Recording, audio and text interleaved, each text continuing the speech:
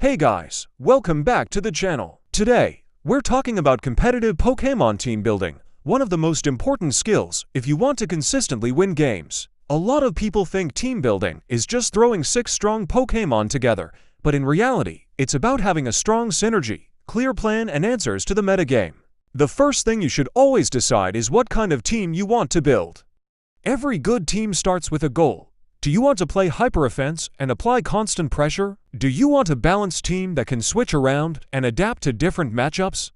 Or do you want something more defensive that wins through chip damage and long games? Your playstyle choice affects every decision you make afterward, so it's important to start here.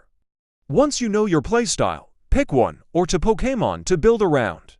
These are your core Pokémon, the ones your team is designed to support. Ideally, they should be strong in the current metagame and fit your chosen style. If you're building offense, this might be a fast sweeper or a powerful wall breaker. If you're building balance, it could be a flexible Pokémon that pressures teams while still offering utility. After that, you want to start adding partners that actually support your core. This is where synergy matters. Look at your core Pokémon's weaknesses and find teammates that can switch into those threats. Also think about what your core struggles to break and add Pokémon that can help apply pressure in those matchups. A really good example of this is Choice Specs Kyurem paired with Galarian Slowking. Specs Kyurem is insanely difficult to switch into, and most teams don't have a truly reliable check for it. Because of that, playing against Kyurem often turns into a guessing game. If the opponent goes into a bulky steel or a special wall, the wrong call can easily cost them a Pokémon. Galarian Slowking complements Kyurem perfectly. It walls a lot of bulky fairy types that would otherwise try to check Kyurem, and it gives Kyurem safe entry with chilly reception. When Glowking sets snow, Kyurem effectively gains extra physical bulk, which makes it even harder to revenge kill and gives it more chances to come in and fire off attacks. This is what strong synergy looks like. One Pokémon applies overwhelming offensive pressure, while the other patches its weaknesses and creates opportunities for it to dominate.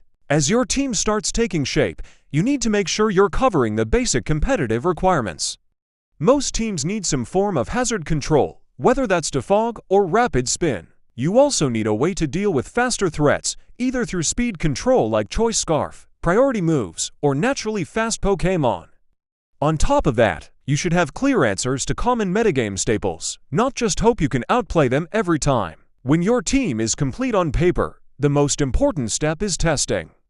Take it onto the Pokémon Showdown ladder and actually play games. Pay attention to what feels awkward, which Pokémon aren't pulling their weight, and what threats give you the most trouble.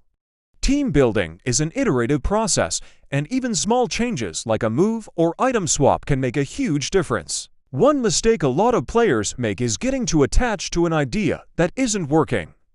If a Pokémon consistently underperforms or creates major weaknesses, it's usually better to replace it than force it to work. Another common issue is stacking overlapping weaknesses, which can make certain matchups feel unwinnable from team preview. At the end of the day, strong team building comes from understanding the metagame, having a clear win condition, and being willing to adapt. Don't be afraid to experiment, lose games, and learn from them. If you stick with the process and keep refining your teams, you'll not only win more games, but you'll also understand competitive Pokémon on a much deeper level. Thanks for watching, and I'll see you next time.